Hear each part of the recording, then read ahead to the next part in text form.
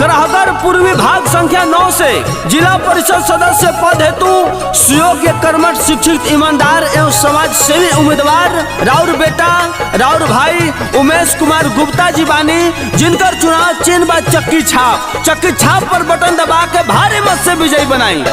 उमेश भैया आइले दुआरिया हो, उमेश कुमार गुप्ता आइले दुआरिया हो, दी हो आशीर्वाद चाचा जी। उमेश कुमार गुप्ता आइले दुआरिया हो, दी हो आशीर्वाद चाचा जी। चौकी छापई न कर निशानवा हो,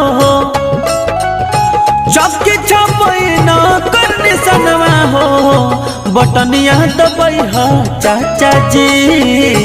उमेश कुमार गुप्ता आइले दुआरिया हो, जिला परिषद से जिताई हो चाचा जी। चौकी छाप निशान पर बटन दबाई हो, चौकी छाप निशान पर बटन दबाई हो, इनके जिताई हो जिला परिषद बनाई हो।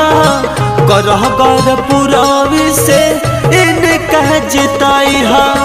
उमेश कुमार गुप्ता आइले दुआरिया हो, जिला परिषद बनाई हो चाचा जी। चौकी छापई न कर निशानवा हो, बटन दबाई हो चाचा जी।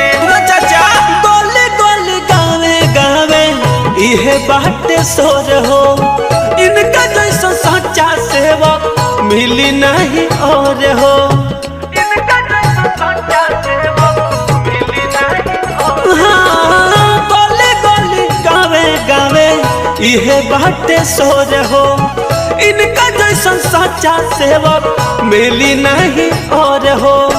दिहो भैया अब के ध्यानवा हो,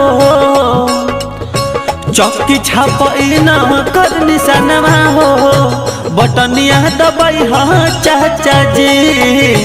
उमेश कुमार गुप्ता आइले दुआरिया हो, जिला परिषद बनाई हो चाचा जी। अपना मौकनिया से निकल बहरवा हो, अपना मौकनिया से निकल बहरवा हो। उमेश कुमार गुप्ता आइले दुआर चाचा जी, हरदम रहेले ई सेवा खातिर तैयार चाचा जी। उमेश कुमार गुप्ता आइले दुआरिया हो, जिला परिषद बनाई हो चाचा जी। उमेश कुमार गुप्ता आइले दुआरिया हो, विजयी बनाई हो चाचा जी। करह कर पुरावी के विकास खूब करी है, गरीब मजदूरवन के हक खातिर लड़ी है। ध्यान देवे चाचा चौकी छाप करह कर पुरावी के विकास खूब करी है, गरीब मजदूरवन के सेवा में रही है। क्षेत्र संख्या 9 से जितई हो, विजयी के माला पहिरई हो, इनके जितई हो चाचा जी। उमेश कुमार गुप्ता आइले दुआरिया हो, जिला परिषद बनाई हो चाचा जी। चौकी छापई न कर निशानवा हो, बटनवा दबाई हो चाचा जी।